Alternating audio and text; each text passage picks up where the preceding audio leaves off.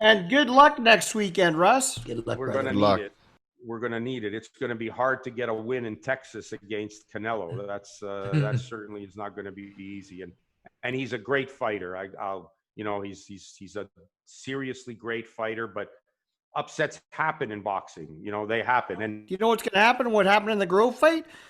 Callum's going to keep showing him the right hand, and then Russ is going to say, "Hey, throw that left hook." maybe I hope so. I hope What's gonna I'm happen? involved. I hope I play a role in the win. I really do. Yeah. I really hope I play a role, and it's always there's not a better feeling of accomplishment when you can play a role in the victory, and I really hope I'm able to do it. And that's what great trainers do. They got this right here, Russ. They got the eyes to be able to see and foresee what's coming, and doing stuff like that is amazing, right? Like I remember Angelo telling fighters, like, "Oh, that was a great right hand." And the guy's never thrown the right hand, and then all of a sudden, "Oh, the right hand's great. I better throw."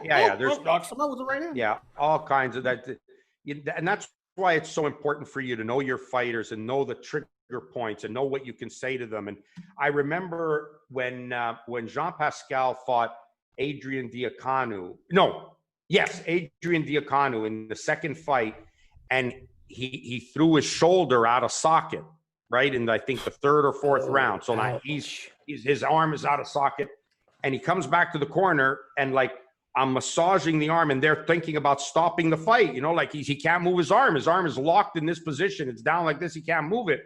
And I'm massaging the arm, and I didn't know what the hell I'm doing, right? I'm not an orthopedic surgeon, right? Back in. All of a sudden, click. I felt it click in my hand. And I said, "Mark, it's back in," and he did this, and okay, back in and going. Wow. And when he came out for, a couple of rounds later, it's still sore. Just before he goes out, I said to him, "Imagine you're going to be able to tell everybody." I said, "John, imagine you're going to be able to tell everyone at the press conference that you beat him with one arm." He was so proud. He went out there, like a champ, and dominated, Diacanu in that fight. So it's crazy how the psychology works, Russ? It sure does, man. It sure does. You just never know what you say. That's why, it's so important when you're dealing with young fighters in the gym and guys that, could have great potential. Sometimes you could just say something to them that discourages them from the sport, or keeps them forever. And you have to be so careful what you say to a fighter and to a youngster, and because they cling on every word you're saying, and you have to say the right things, man. So I hope I've said my share of right things. I'm sure I got things wrong, when I was, training fighters, but in the long run, you hope you got more right than you did wrong. You're a great teacher. Yes, you're a great teacher, man. We'll see. We'll see how, I hope that the people that I've had a chance to teach, remember that and appreciate it. And, you working with guys like Lomachenko, Usyk, these guys, like these are great names, Beterbiev. They're great fighters. Like they're so good, they would be great if Ronald McDonald was working their corner, like it wouldn't matter, right?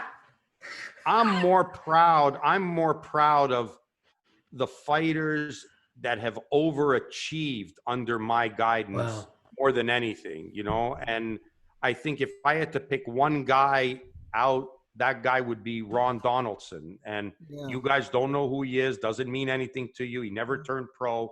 When he came to my gym, he was a small little kid with size 10 feet. Like they were so big that he would flop over his feet. We gave him the nickname, the Duck, because that's the way he waddled, like a duck in the ring, like he waddled, and he would throw punches at you and he'd run at you throwing punches. He wanted so hard to win. He wanted so hard, but he was so bad at what he did. Well, he eventually became Commonwealth Game gold medalist. He was a #1 middleweight in North America, and he went to the Olympic Games and lost to the gold medal champion in his opening bout, unfortunately. But the guy ended, so that could have been the finals, really. Depends how the draw goes, right? And nobody expected him to ever amount to anything, and he became, one of the most successful fighters I had, and that's because he worked hard and there was a lot of teaching involved. And I think David Lemieux is probably another one, who lost his first 4 amateur fights. Like he was 0-4 when he started and became world champion, So, and again, not because of he was a great puncher, became a great puncher, obviously. But when he was a kid, he wasn't that kind of a puncher, and he had to learn and went way beyond what his abilities were. So those are the things that I take more pride in.